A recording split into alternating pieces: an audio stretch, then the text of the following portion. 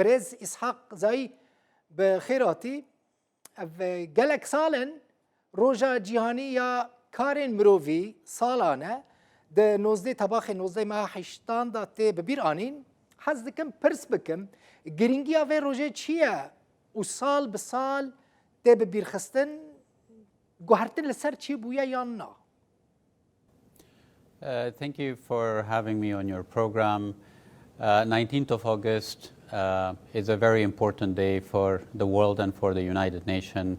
Sadly, it's a day that we lost 22 of our United Nations colleagues in a bombing of the Canal Hotel in 2003, and where also 100 more people were injured. This tragedy really changed the way humanitarian work is looked at and humanitarian workers operate, from a group that was being respected to a group that is now being targeted. And it was this tragedy that prompted the United Nations General Assembly to designate 19th of August as the World Humanitarian Day.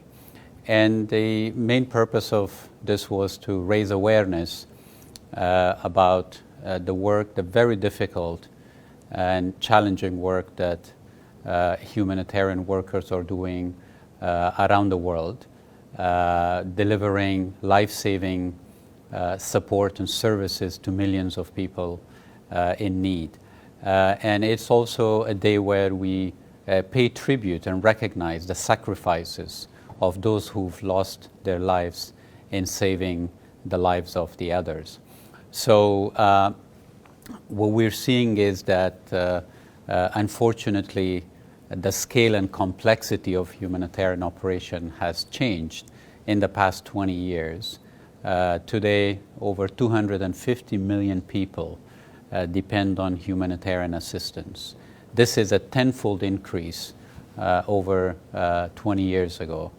And of course, in Iraq, we've been also providing humanitarian support over the last 20 years to the Iraqi population in need. باشا لغور يو ان برز إسحاق زاي لعراقي آلی کارین مروفی لگل کم بونا بودچه کم دبیان نا مثلا السروی بابته تذكاري چی بیش یعنی دکارم اشکره بکم مثلا احتمالك هيا جبر في روشا کم بونا بودچه رخصتن نیو ان عراقي درکبن و عراقي بجی بهلن. Well, let me put it this way. First of all, the reduction in humanitarian assistance is very much related to the reduction in need in Iraq.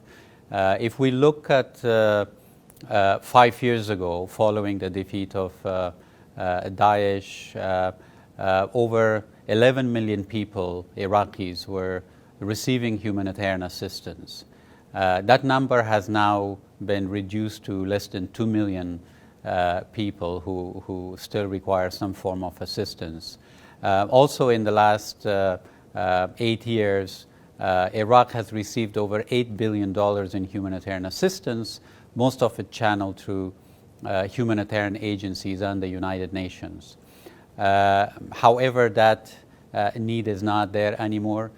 We see that a large number of people in need who were mostly internally displaced have returned to their places of origin. Iraq has also developed its capacity to assume a lot of the responsibility to provide support to humanitarian, to provide support to the people, the remaining people in need. And so what we're also seeing globally that the funding environment is very challenging. There are other emergencies around the world that also requires humanitarian assistance, and therefore some of the donors have also reduced their funding to Iraq. But despite all the reduction in funding and also the need, the United Nations agencies are not leaving Iraq. The humanitarian agencies are not leaving Iraq. It's just that we're shifting our focus from humanitarian assistance to more long-term, durable and sustainable solutions. يعني بتشيا وتراويا كيدكا كوهن أليكاريين مروفي لعراق ببردوامي بيشكش بكن ت أستنجي تكين بون تيدا تشينابا؟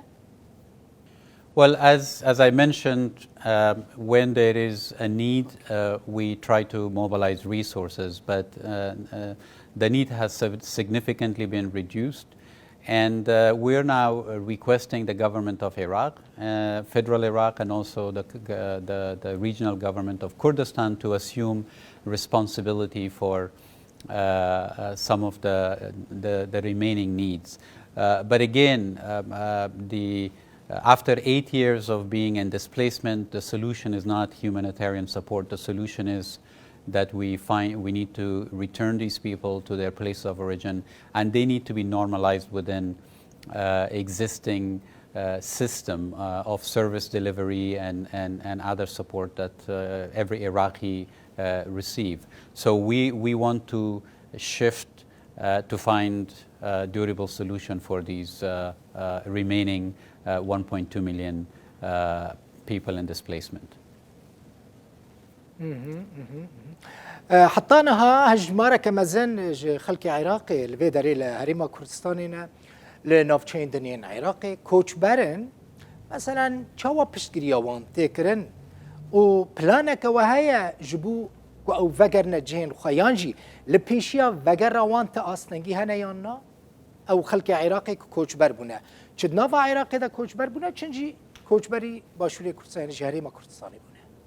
You're absolutely right. As I said, that while there has been a significant reduction in the number of people displaced, we still see that there are, at least in our records, 1.2 million Iraqis in some form of displacement. And these are spread both across Kurdistan region, but also in federal Iraq.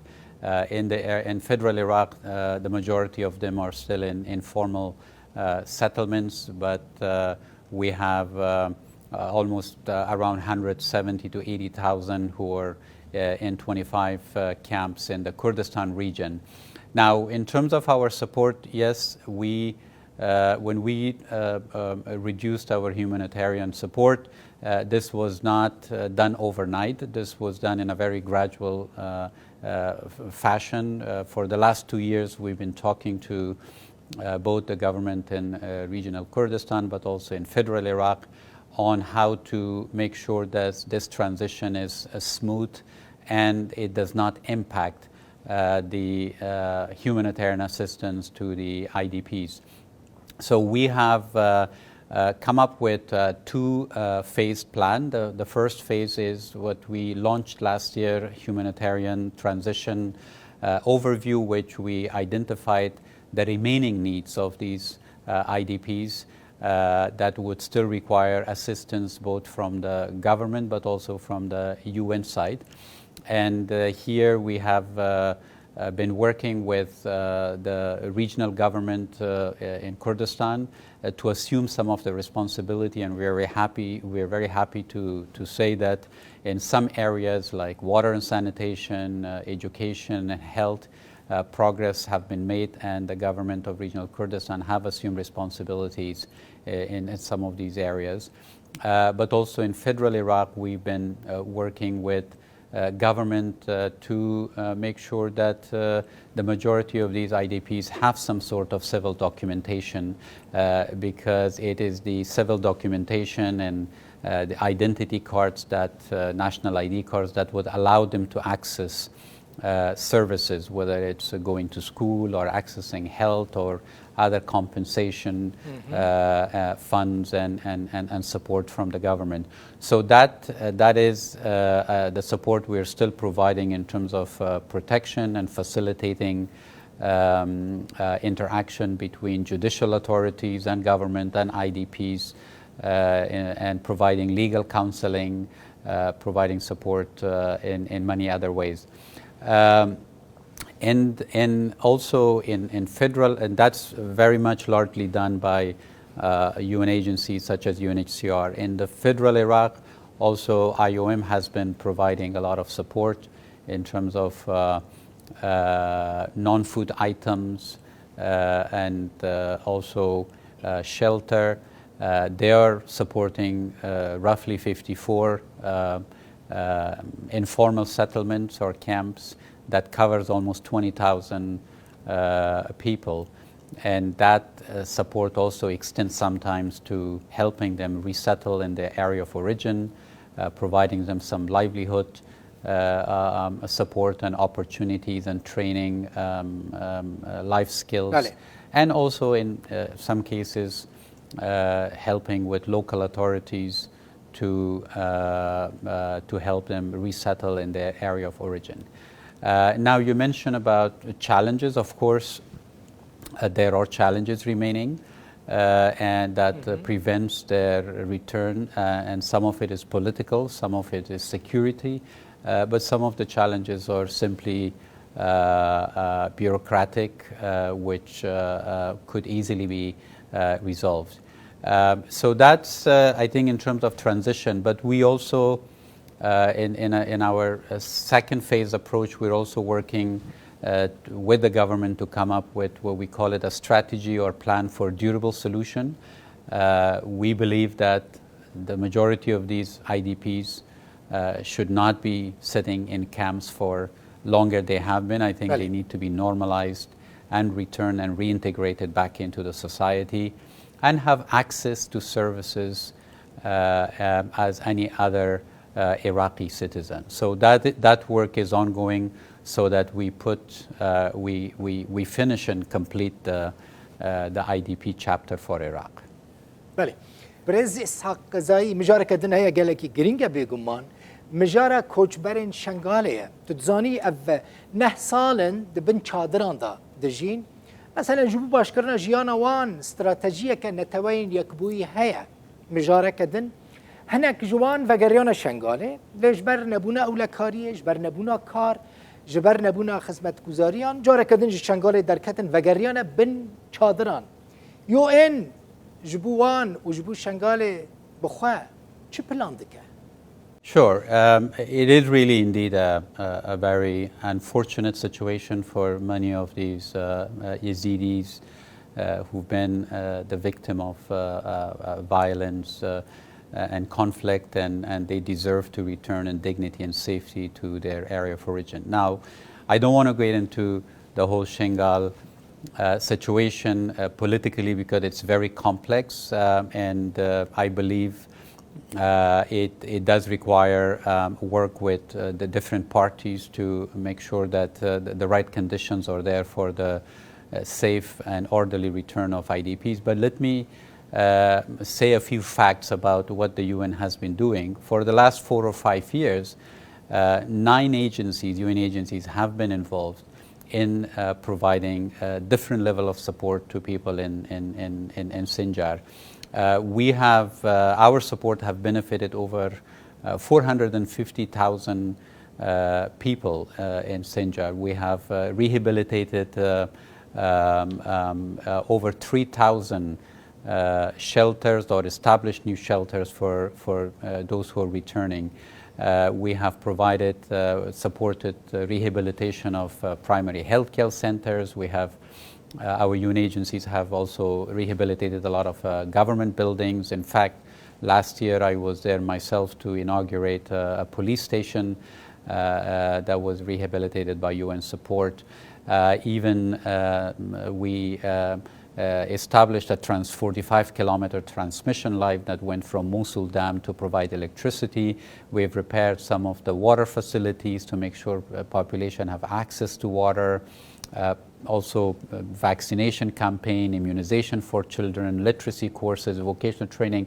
So we have actually invested quite a lot in the rehabilitation of infrastructure to enable those who are willing to return to be able to live there. However, I think the key issue there remains is that some normalcy has to return to Sinjar in the form of a unified government, a local security force, and functioning government offices, so that they can take over and provide sustained support. Because, as I said, Our UN support is temporary. It's just helping them to make a transition from a camp to normal life. But these people would require sustained support to establish their lives again as before. And I cannot overemphasize the implementation of the Sinjar agreement that was, again, the UN was supported so much to be concluded between the parties.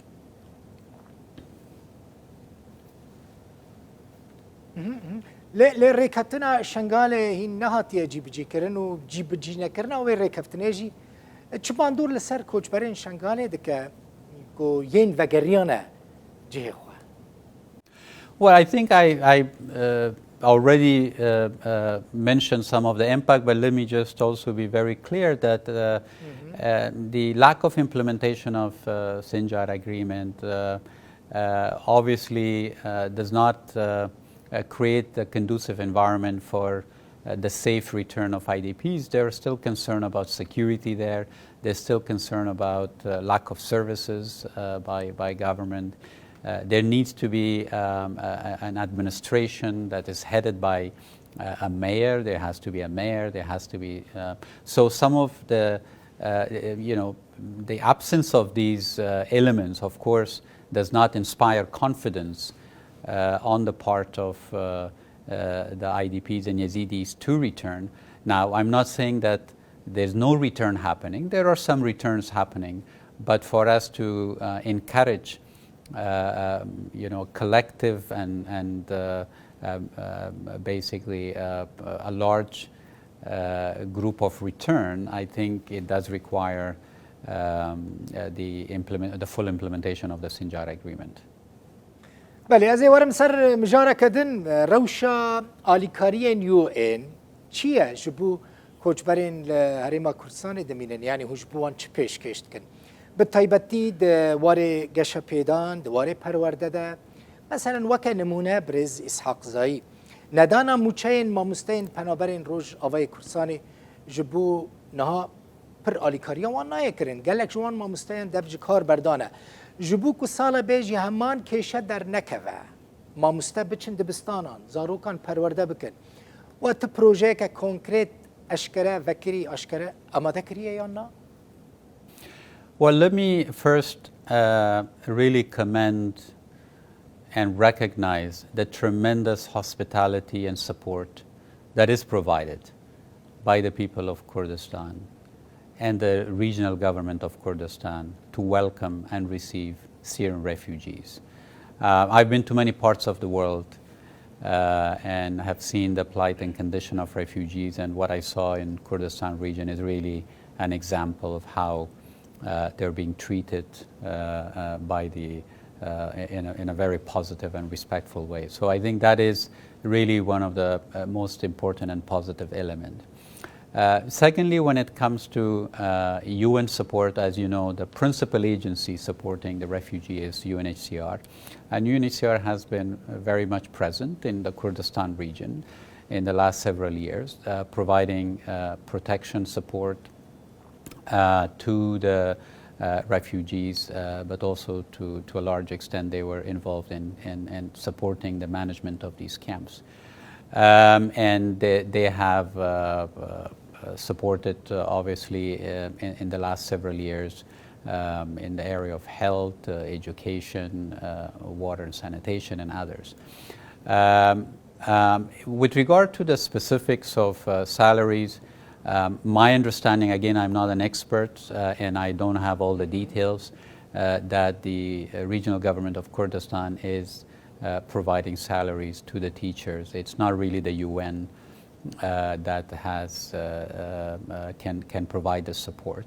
And I was also really heartened to learn that under an education program, the regional government or the Ministry of Education of the regional government actually recruited more than 400 qualified Syrians to be teachers and to provide that teaching support.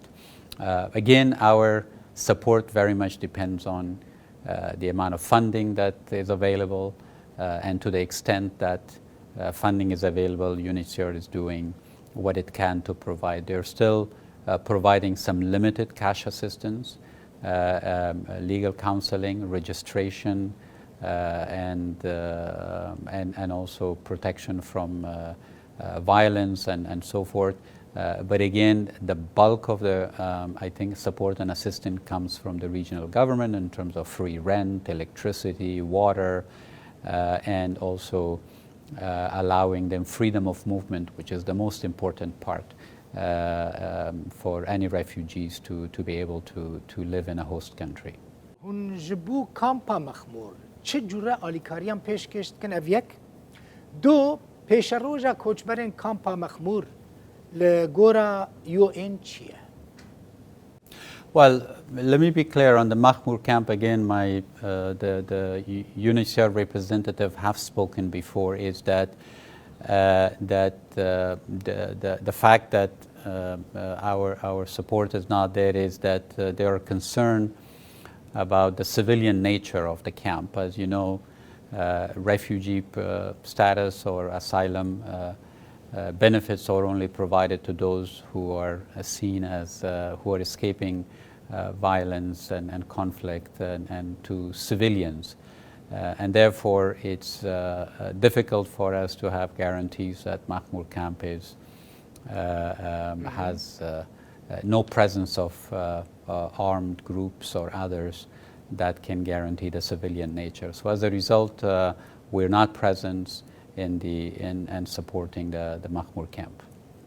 روژا جیانی یا کار مروفی ده دخوازی چه پیامه بدی خلق کردستانی و خلق عراقی؟